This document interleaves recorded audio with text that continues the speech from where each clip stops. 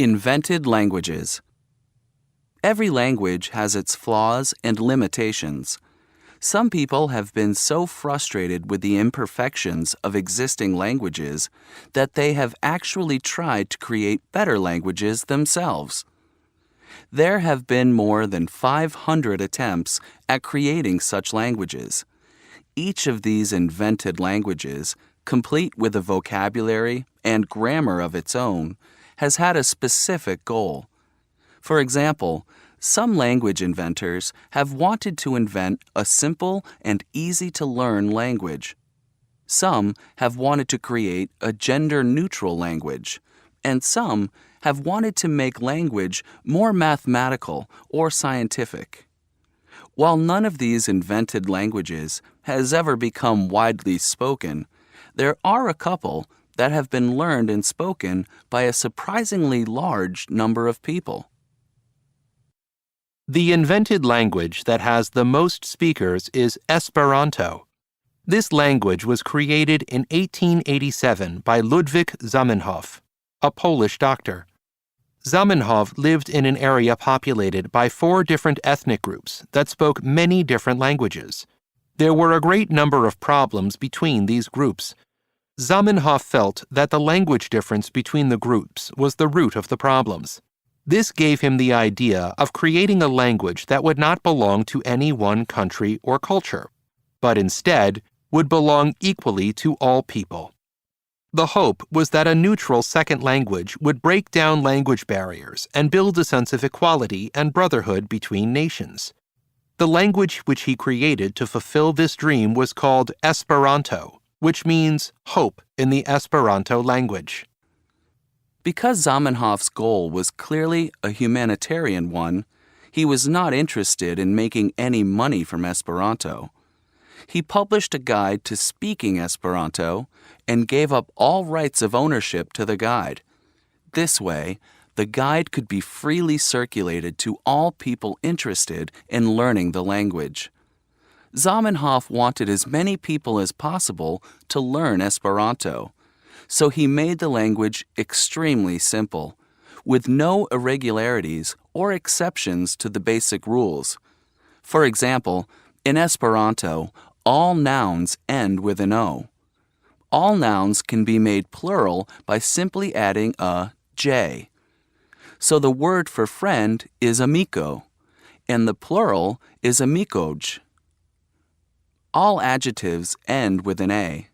To create the opposite meaning, a speaker simply adds mal to the beginning of the word. So, for example, the word for big is granda, and the word for small is malgranda.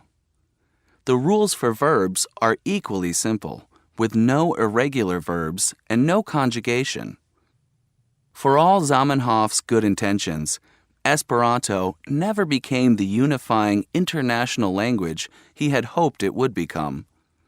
People were not eager to spend time learning a new language, which so few other people spoke. However, Esperanto has survived to this day and is spoken by at least 100,000 people around the world. The second most successful invented language is called Klingon. Other than the fact that it is also an invented language, it shares almost no similarities with Esperanto.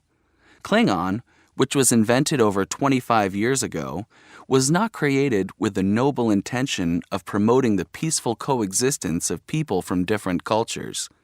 Instead, it is a trademarked invention of a major television studio. It was created in 1984 by a linguist named Mark Okrand for use in the Star Trek series. The characters who speak this language are the Klingon, a fictitious race of people from outer space.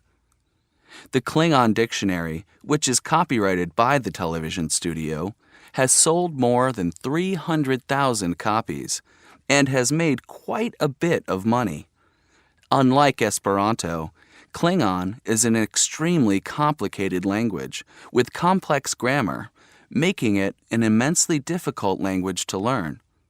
As a result, it is estimated that only a few thousand people can speak Klingon with any fluency. Yet, interestingly, Okrand intentionally made Klingon difficult to learn. His goal for Klingon was almost the opposite of Zamenhof's goal for Esperanto. Okrand did not want many people to be able to speak Klingon fluently.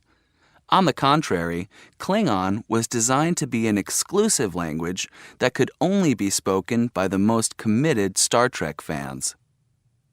The vast majority of invented languages have disappeared almost as soon as they were created. While the most successful invented languages, like Esperanto and Klingon, have caught the imagination of a community of people, these languages are spoken more as a novelty than as a practical, everyday language. The fact that no invented language has ever become widely spoken seems to tell us something.